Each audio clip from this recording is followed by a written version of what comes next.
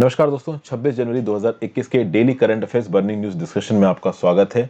आप सबको a very very happy Republic day. 26 जनवरी गणतंत्रता दिवस की आपको बहुत बहुत शुभकामनाएं। चलिए पहली न्यूज देखते हैं। India and China troops clashed at Naku La.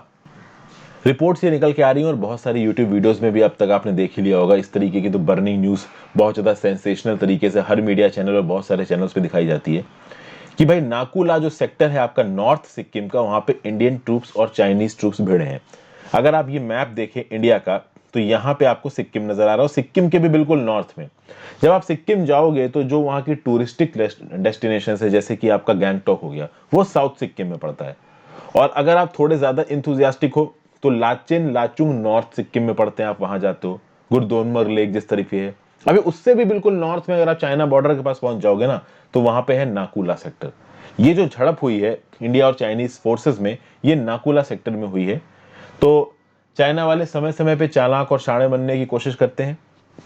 अंदर घुसने की कोशिश कर रहे थे, हमारी आर्म फोर्सेस ने रोक लिया है, घुस मुक के चले हैं। दोनों तरफ के लोगों को चोट आए हैं, वहां की तरफ के 20 सोल्जर्स को चोट आई है और हमारी तरफ के 4 सोल्जर्स को चोट आई है। एलएसी में जब झड़प हुई थी, तब हमारे जवानों पे छुप के अटैक किया था इन चाइनीजों ने, बुजदिलों की तरह। कहते हैं ना कि जो चींटियों की तरह वार करते हैं, कुछ इस तरीके से ही ये चाइनीज फोर्सेस घुसे थे एलएसी में। जब गलवान वैली की क्लैश हुई थी, उसके चलते हमारे साइड पे हमारे बहुत से जवान शहीद हो गए थे। लेकिन इस बार तो हमारे जवान तैयार बैठे थे और देख लीजिए, 20 चाइनीज ट्रूप्स और इंडिया की तरफ से 4 ट्रूप्स को चोटें लगी हैं। तो अगर हमारी फोर्सेस विजिलेंट है तो क्या होगा, ये चाइनीज वालों को भी बहुत अच्छी तरीके से पता चल गया होगा। गवर्नमेंट कहीं ना कहीं इस बात को ज्यादा उठाने की कोशिश नहीं कर रही है। नाकुला सेक्टर में जो झड़प हुई है, सरकार इसके बारे में ज्यादा बात नहीं कर रही है। बट ऑब्वियस सी बात है, ये इतनी सेंसिटिव न्यूज है कि इसको ज्यादा दबाया नहीं जा सकता। अगर सरकार की बस की होती तो शायद जनरल पब्लिक के पास इस न्यूज को आने भी नहीं देते। बट इस प्रकार की न्यूज को आने से आप रोक नहीं सकते। अगर हमारे देश की मीडिया को रोक लिया जाएगा तो कोई ना कोई इंटरनेशनल मीडिया रिपोर्ट कर देगा, उससे सरकार की पोजीशन बेकार हो जाएगी। इसलिए ऑब्वियस सी बात है, इस प्रकार की जो न्यूज है बाहर निकल के आती है। और ऐसा सुनने में आ रहा है कि लोकल कमांडर्स ने एज पर एस्टेब्लिश प्रोटोकॉल्स इस चीज को रिजॉल्व कर दिया है।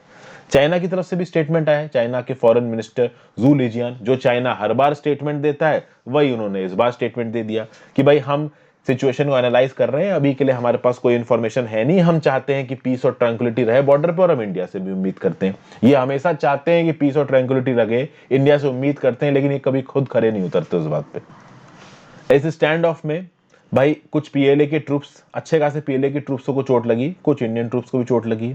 ऑब्वियस सी बात है, लड़ाई है तो कुछ कैजुअलिटीज तो आएंगी। कैजुअलिटी भगवान की दया से नहीं आई, हाँ चोट आई, इंजुरीज आई हैं। नाकुला में इससे पहले जो क्लैश हुई थी वो 9 मई के हुई थी, जिस समय पे पूरा का पूरा स्टैंड ऑफ शुरू हो रहा था। 9 मई की रात को नाकुला में झड़प हुई थी और उसके आसपास ही पैंगोंग सो में भी झड़प हुई थी, फिंगर 5 के आसपास, फिंगर 4 और फिंगर 8 के इलाके के बीच में। पहले चाइना फिंगर 8 तक था, इंडिया फिंगर 4 तक था। अब चाइना फिंगर 4 तक आके बैठ गया और इंडिया के पेट्रोलिंग पैटर्न को फिंगर 4 के आगे ब्लॉक करके रख दिया। ओके, तो ये पूरा का पूरा सिनारियो चल रहा है। यहाँ पे डिप्लोमेटिक और मिलिट्री लेवल की बातचीत चल रही है। चाइना आमादा है कि साउदर्न बैंक पे जो कब्जा करके रखा है इंडिया ने, वो साउदर्न बैंक से इंडिया हटे, काला टॉप की पहाड़ियों से इंडिया हटे। इंडिया ने बोला कि हम यहाँ से हटेंगे नहीं, पूरे के पूरे बाउंड्री इश्यू को सॉल्व करो, केवल पैंगोंग सो को सॉल्व करने की बात यहाँ पे नहीं। और चाइना जैसी फोर्सेस पे भरोसा किया नहीं जा सकता, ये अब हमारे देश की सरकार भी जानती है और आर्मी भी जानती है। जनरल स्टडीज पेपर 3 में security challenges in management in border areas में ये पर्टिकुलर न्यूज आपको काम आएगी। आगे बढ़ने से पहले वीडियो पर लाइक का बटन जरूर दबा देना और कमेंट कर देना वीडियो के एंगेजमेंट के लिए। आगे चलते हैं, पद्मा अवार्ड्स 2021। देखिए, हर साल on the eve of republic day union home ministry award करती है पद्मा अवार्ड्स के रेसिपिएंट। पद्मा अवार्ड्स को 3 भागों में बांटा गया है, ठीक है। Padma Vibhushan, Padma Bhushan, Padma Shri. These awards are one of the highest civilian awards of the country.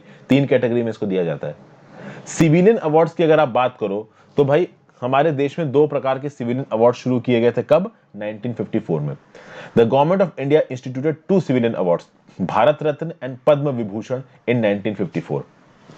ये जो पद्मा अवार्ड्स है ना दोस्तों, इनमें 3 क्लासेस बनाए गए हैं। एक है पहला वर्ग, दूसरा वर्ग, तीसरा वर्ग। पहले वर्ग को आप बोल सकते हो पद्म विभूषण, जो कि सबसे टॉप का माना जाता है। पद्म भूषण दूसरा वर्ग, पद्मश्री तीसरा वर्ग। ये कब लाए गए थे? एक प्रेसिडेंशियल नोटिफिकेशन के थ्रू लाए गए थे, जो कि 8 जनवरी 1955 को इशू किया गया था। ठीक है, पद्मा अवार्ड्स को 1954 में अनाउंस कर दिया गया था। और 1954 से लेके आज तक पद्मा अवार्ड्स हमेशा रिपब्लिक डे के दिन अनाउंस किए जाते हैं। केवल 1978, 1979 और 1993 से लेकर 1997 में इन अवार्ड्स को अनाउंस नहीं किया गया। अगर आप इन अवार्ड्स को देखो, पद्म विभूषण, पद्म भूषण और पद्मश्री, तो सबसे टॉप का है पद्म विभूषण, जो कि बात करता है एक्सेप्शनल एंड डिस्टिंग्विश सर्विस की। दूसरे नंबर पे पद्म भूषण, जो कि बात करता है distinguish service of a high order, Padma Vibhushan से थोड़ा नीचे। और फिर पद्मश्री, जो कि बात करता है डिस्टिंग्विश सर्विस की, पद्म भूषण से थोड़ा नीचे। ठीक है भाई, ये जो अवार्ड है ये कौन कौन से फील्ड ऑफ एक्टिविटीज में आपके अचीवमेंट्स को रिकॉग्नाइज करेगा? ये ऑलमोस्ट उस हर एक्टिविटी में, उस हर फील्ड में, उस हर डिसिप्लिन में लोगों के अचीवमेंट्स को रिकॉग्नाइज करेगा जहां पे पब्लिक सर्विस का एलिमेंट इन्वॉल्व है। यानी आप किसी भी प्रकार से अगर जनता की सेवा कर रहे हो तो आपको पद्मा अवार्ड्स मिल सकता है। पद्मा अवार्ड्स एक कमेटी की रिकमेंडेशन पे दिया जाता है, जिस कमेटी को हर साल प्राइम मिनिस्टर बनाते हैं। और ये जो नॉमिनेशन प्रोसेस है, किसी भी पर्सन को पद्मा अवार्ड्स के लिए पब्लिक भी नॉमिनेट कर सकती है, एक पर्सन खुद को भी पद्मा अवार्ड्स के लिए नॉमिनेट कर सकता है। अब देखते हैं इस साल किसको किसको पद्मा अवार्ड्स दिए गए हैं। इस साल प्रेसिडेंट 119 लोगों को पद्मा अवार्ड्स देंगे। इसमें कुछ इंपॉर्टेंट नाम है। Farmer Japanese prime minister Shinzo एबे, जिनको पद्म विभूषण दिया जाएगा for his achievement in the field of public affairs. कुछ और रेसिपिएंट्स हैं, जैसे कि नोटेड सिंगर एसपी बालासुब्रमण्यम, जिनकी रिसेंटली चेन्नई में मृत्यु हो गई, हॉस्पिटल में इनका इलाज चल रहा था। फॉर्मर लोकसभा स्पीकर सुमित्रा महाजन जी को, former principal secretary to PM Modi Nripendra Mishra को, ऐसे बहुत सारे लोगों को यहाँ पे अवार्ड मिलेगा। जैसे यूनियन मिनिस्टर रामविलास पासवान, जिनकी मृत्यु हो गई, इनको भी दिया जाएगा award. Former Assam chief minister Tarun Gogoi, ठीक है ना, इनको भी पॉस्थुमस दिया जाएगा। तो पद्म भूषण इस बार तरुण गोगोई, रामविलास पासवान, नृपेंद्र मिश्रा, सुमित्रा महाजन, एसपी बालासुब्रमण्यम, आपके शिंजो अबे, तो इस तरीके की प्रोमिनेंट पर्सनालिटीज हैं। और कहीं ना कहीं फिर पद्म भूषण और पद्मश्री, ये भी बड़े अवार्ड्स हैं, ये मिलेंगे। इनकी पूरी डिटेल लिस्ट आपको देखने की जरूरत नहीं है। जनरल स्टडीज पेपर 1 में current events of national importance में ये पर्टिकुलर न्यूज आपको काम आएगी। यहाँ पे एक और बात दोस्तों, नीचे डिस्क्रिप्शन बॉक्स में इंस्टाग्राम का लिंक दिया है, तो आप कनेक्ट करने के लिए यहाँ पे फॉलो कर सकते हो। और इस लेक्चर की पीडीएफ के लिए टेलीग्राम ग्रुप जरूर ज्वाइन कर लेना।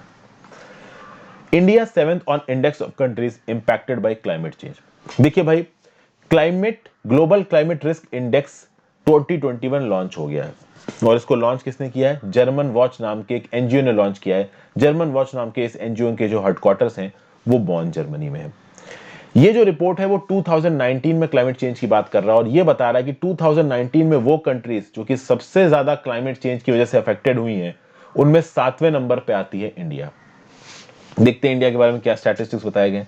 2000 इंडिया में जो मॉनसून था वो नॉर्मल से थोड़ा ज्यादा था। जून टू सितंबर 2019 में ओवरऑल जो लॉन्ग पीरियड एवरेज है बारिश का, उसका 110% बारिश हुई है। यानी देखिए, मॉनसून डेफिशिएंट क्या होता है? जब लॉन्ग पीरियड एवरेज से कम बारिश होती है तो आप कह सकते हो कि मॉनसून में प्रॉपर बारिश नहीं हुई। लेकिन यहां तो 10% पानी ज्यादा बरसा है, 110% of the long period average है। और इतनी बारिश हुई कि कुछ जगहों पे फ्लड्स आ गए, हैवी रेन्स आ गए, 1800 लोगों की मौत हो गई 14 स्टेट्स में, 18 लाख लोग डिस्प्लेस हो गए अपनी जगह से। देश में 8 ट्रॉपिकल साइक्लोन्स आए 2019 में, और उसमें से 6 tropical cyclones very severe category के थे। 2019 का जो एक्सट्रीमली सीवियर साइक्लोन था वो था फानी। इसने 28 मिलियन पीपल को अफेक्ट किया, 2 करोड़ 80 लाख लोगों को। और ये 2 करोड़ 80 लाख लोग इंडिया और बांग्लादेश दोनों में थे। 90 लोगों की जाने गई इंडिया और बांग्लादेश में, और जो इकोनॉमिक लॉस हुआ वो $8.1 बिलियन का लॉस हुआ।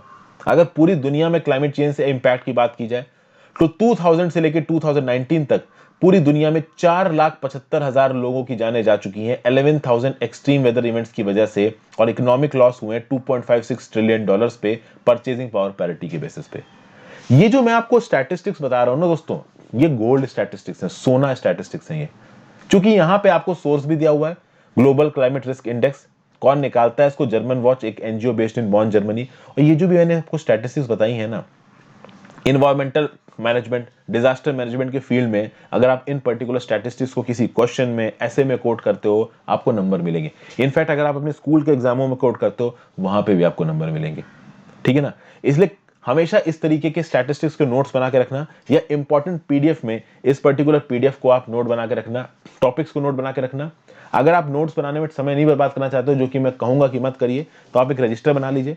उस रजिस्टर में आप ये लिख लीजिए कि हाँ भाई, इस दिन वाले करंट अफेयर्स की पीडीएफ में ये वाला जो टॉपिक है, इसके स्टैटिस्टिक्स इंपॉर्टेंट है, ये मुझे पढ़ने हैं। तो इस तरीके से आपको एंड टाइम पे याद आ जाएगा कि आपको कौन सी इंपॉर्टेंट चीज पढ़नी थी। अब यहाँ पे intergovernmental planet on climate change के साइंटिस्ट, इन साइंटिस्टों का क्या बोलना है इंडिया के बारे में? इनका ये बोलना है कि इंडिया एक इमर्जिंग मार्केट है और इंडिया में जो क्लाइमेटिक चेंजेस की जो क्लाइमेटिक कंडीशन जो चेंज हो रही है ना, उसकी वजह से India is eight extreme risk. ये किसका बोलना है? ये आईपीसीसी के साइंटिस्ट का बोलना है। Intergovernmental planet on climate change के साइंटिस्ट क्या बोल रहे हैं कि भाई 2008 में एक नेशनल एडेप्टेशन प्लान बनाया गया इंडिया में, उसके बाद बहुत सारे स्टेट्स में भी स्टेट एक्शन प्लान बनाए गए, लेकिन कहीं ना कहीं पैसा अवेलेबल नहीं कराया गया। तो inter governmental planet on climate change का ये बोलना है कि भाई रिसोर्सेज को अर्जेंट लेवल पे देश की सरकार को अवेलेबल कराना चाहिए। जरूरी है कि इंडियन गवर्नमेंट समय समय पे इंडिया की स्टेट्स के वो नक्शे पब्लिश करें जहां पे क्लाइमेट रिस्क एग्रेवेटेड है, इंडिया के डिस्ट्रिक्ट्स के वो नक्शे पब्लिश करें जहां पे क्लाइमेट रिस्क एग्रेवेटेड है। फिर भाई एक है ग्लोबल क्लाइमेट रिस्क इंडेक्स, ठीक है, यहां पे हम लोग बात क्या कर रहे हैं, इसी की बात करें। ग्लोबल क्लाइमेट रिस्क इंडेक्स क्या एनालाइज करता है? ये और कुछ चीजें एनालाइज करता है, जैसे कि quantified impact of extreme weather events both in terms of facilities and economic losses, और इसके स्टैटिस्टिक्स मैंने आपको यहाँ पे बता दिए। ठीक है भाई, इसके लिए जो डाटा है वो म्यूनिक जर्मनी में म्यूनिक बेस्ड रीस नेटकैट सर्विस से उठाया जाता है, सैटेलाइट है ये। जनरल स्टडीज पेपर 1 में general issues of environmental ecology में पर्टिकुलर न्यूज आपको काम आएगी। फाइनली चौथी न्यूज, आज की आखिरी न्यूज, जो कि आपको बताएगी कि अगर आपके पास कुछ पुराने व्हीकल्स हैं तो आगे आने वाले समय में आपके खर्चे बढ़ने वाले हैं। सरकार ये बोल रही है कि जिन लोगों के पास पुराने व्हीकल्स हैं उनके ऊपर एक अलग ग्रीन टैक्स लगाया जा सकता है, इस बात के लिए क्योंकि वो एनवायरनमेंट को ज्यादा पॉल्यूट कर रहे हैं। भाई हमारे देश में एनवायरनमेंट की पॉल्यूशन बहुत ज्यादा एक्यूट है, इसमें कोई भी डाउट नहीं है। और यहाँ पे union minister for road transport and highways Nitin Gadkari ji ने एक प्रपोजल दिया है कि भाई पुराने व्हीकल्स पे ग्रीन टैक्स लगाया जाएगा। तो अगर आपका व्हीकल 15 साल से ज्यादा पुराना है तो जब आप उसका रजिस्ट्रेशन सर्टिफिकेट रिन्यू करा रहे होगे ना, आपके ऊपर एक टैक्स लगाया जा सकता है। अभी टैक्स कितना लगाया जाएगा ये इस बात पे डिपेंड करेगा कि व्हीकल कौन से टाइप का है, BS3 है, BS4 है, पेट्रोल पे चलता है, डीजल पे चलता है, तो डिपेंड करेगा कि कौन से प्रकार का व्हीकल है और उसके हिसाब से आपके व्हीकल के ऊपर टैक्स लगाया जाएगा। इस पॉलिसी को इंप्लीमेंट करने से पहले ऑब्वियसली पूरे देश में पॉलिसी इंप्लीमेंट की जाएगी, तो कहीं ना कहीं स्टेट गवर्नमेंट के साथ बातचीत करना जरूरी है। तो इस पर्टिकुलर इशू को स्टेट गवर्नमेंट के साथ अभी डिस्कस किया जा रहा है। ओके, तो भाई 10 से 25% का रोड टैक्स लग सकता है आपके ट्रांसपोर्ट व्हीकल के ऊपर अगर आपका व्हीकल 8 साल से ज्यादा पुराना है तो। ठीक है, उसके बाद वो व्हीकल्स जो कि बहुत ज्यादा पुराने हैं और आप कह सकते हो कि इस देश के one of the most polluted cities में, जैसे कि फॉर एग्जांपल दिल्ली लखनऊ, अभी दिल्ली लखनऊ जैसी सिटीज बहुत ज्यादा हैवीली पॉल्यूटेड है। तो हैवीली पॉल्यूटेड सिटीज में अगर बहुत ही ज्यादा पुराना व्हीकल है, मान लीजिए 15 साल से ज्यादा पुराना व्हीकल है, 50% तक का रोड टैक्स लग सकता है। और यहां पे सरकार एक पॉलिसी ऐसी भी डिस्कस कर रही है जहां पे पुराने व्हीकल्स को डी रजिस्टर करके उनको स्क्रैप भी किया जा सकता है। हालांकि जो प्राइवेट व्हीकल्स हैं उनको डी रजिस्टर और स्क्रैप नहीं करेगी सरकार। सरकारी डिपार्टमेंट के अंदर जो व्हीकल्स इस्तेमाल होते हैं, सरकारी डिपार्टमेंट PSUs के द्वारा जो व्हीकल्स इस्तेमाल होते हैं, अगर वो 15 साल से ज्यादा पुराने हैं और अगर वो एक लिमिट से ज्यादा पॉल्यूशन कॉज कर रहे हैं तो उनको सरकार स्क्रैप कर सकती है, उनको सरकार डी रजिस्टर कर सकती है। स्टेट्स के साथ इस पॉलिसी के ऊपर बातचीत चल रही है। 1 अप्रैल 2022 से शायद इस पॉलिसी को नोटिफाई किया जाए, मतलब जिनके पास पुरानी गाड़ियां हैं उनके खर्चे बढ़ सकते हैं। कुल मिला के बात यह है। तो ये था आज का एनालिसिस दोस्तों, जनरल स्टडीज पेपर 2 में governmental policies and intervention for development in various sectors and issues arising out of design and implementation में ये पर्टिकुलर न्यूज आपके काम आएगी। चूंकि आज ये आपका Republic day, sorry independence day बोल रहा हूँ, रिपब्लिक डे है, तो आपको फिर से शुभकामनाएं रिपब्लिक डे की। अपनी पढ़ाई करते रहिए, छुट्टियां हैं, छुट्टियों का इस्तेमाल करें। Have a great day, good bye.